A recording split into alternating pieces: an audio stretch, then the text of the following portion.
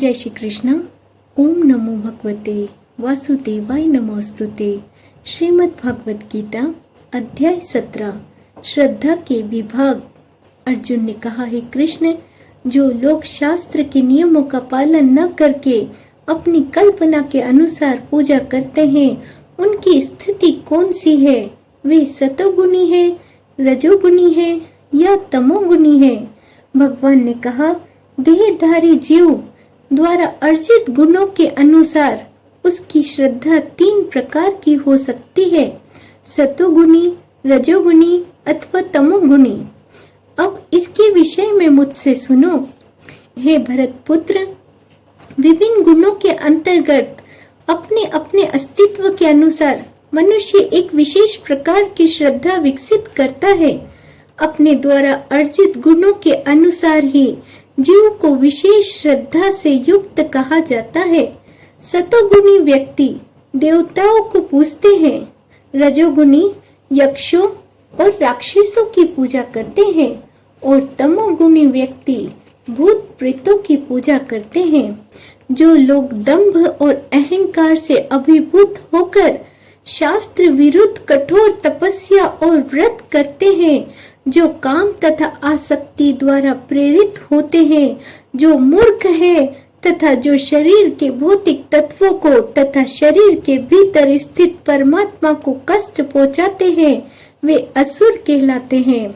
जहाँ तक कि प्रत्येक व्यक्ति जो भोजन पसंद करता है, वह भी प्रकृति के गुणों के अनुसार 3 प्रकार का होता है।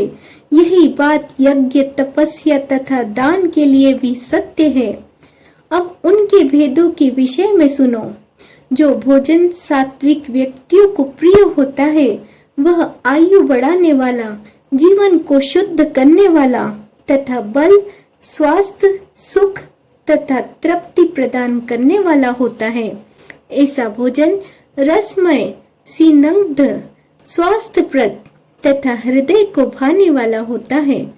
अत्यधिक तिक्त, खट्टे, नमकीन, गरम, चटपटे, शुष्क तथा जलन उत्पन्न करने वाले भोजन रजोगुणी व्यक्तियों को प्रिय होते हैं।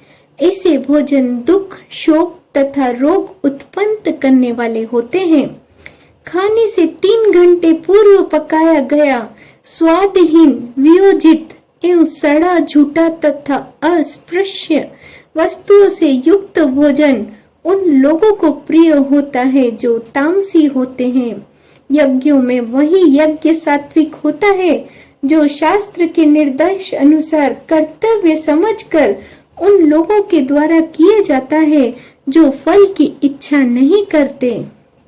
लेकिन हे भरत श्रेष्ठ, जो यज्ञ किसी भौतिक लाभ के लिए या गर्भवश के लिए किया जाता है, उसे तुम राजसी जानो। जो यज्ञ शास्त्र के निर्देशों की अवहेलना करता है, जो प्रसाद वितरण किए बिना, वैदिक मंत्रों का उच्चारण किए बिना, पुरोहितों को दक्षिणा दिए बिना, श्रद्धा के बिना संपन्न किया जाता है, वह तामसी माना जाता है।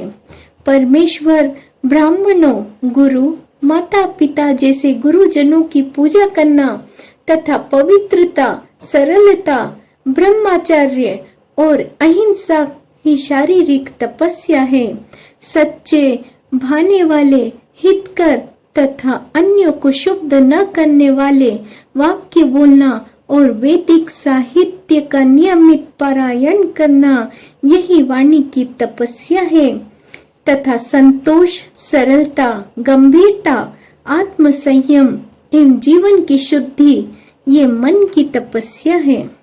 भौतिक लाभ की इच्छा न करने वाले तथा केवल परमेश्वर में प्रवृत्त मनुष्यों द्वारा दिव्य श्रद्धा से संपन्न यह 3 प्रकार की तपस्या सात्विक तपस्या कहलाती है।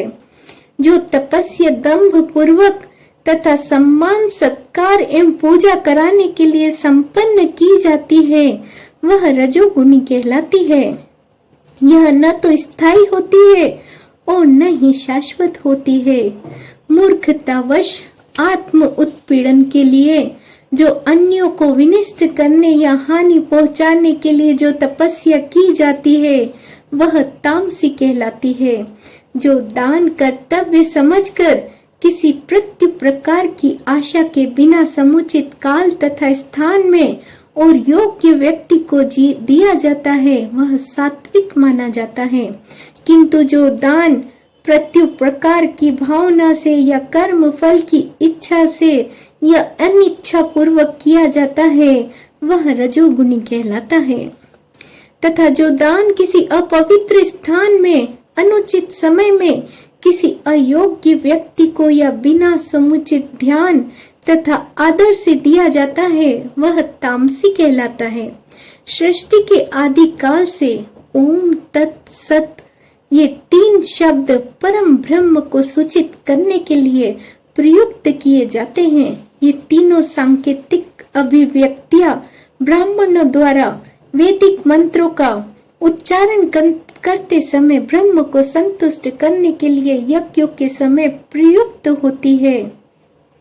अतएव योगी जन ब्रह्म की प्राप्ति के लिए शास्त्रीय विधि के अनुसार यज्ञ, दान तथा तप की समस्त क्रियाओं का शुभारंभ सदैव ओम से करते हैं। मनुष्य को चाहिए कि कर्म फल की इच्छा किए बिना विभिन्न प्रकार के यज्ञ, तप तथा दान को तत् शब्द कहकर संपन्न करें। ऐसी दिव्य क्रियाओं का उद्देश्य भव बंधन से मुक्त होना है। परम सत्य भक्तिमय यज्ञ का लक्ष्य है और इसे सत्य शब्द से अभिहित किया जाता है। हे प्रथा पुत्र, ऐसे यज्ञ का संपन्न करता भी सत्य कहलाता है। जिस प्रकार यज्ञ, तप तथा दान के सारे कर्म भी जो परम पुरुष को प्रसन्न करने के लिए संपन्न किए जाते हैं, सत्य है।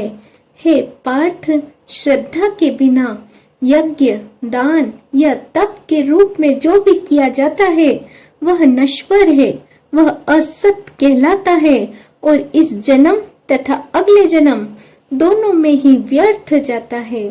इस प्रकार श्रीमद् भागवत गीता के 17वें अध्याय श्रद्धा के विभाग का भक्ति वेदांत तात्पर्य पूर्ण हुआ। जय श्री कृष्ण। ओम नमो भगवते वासुदेवाय नमो अस्तुते।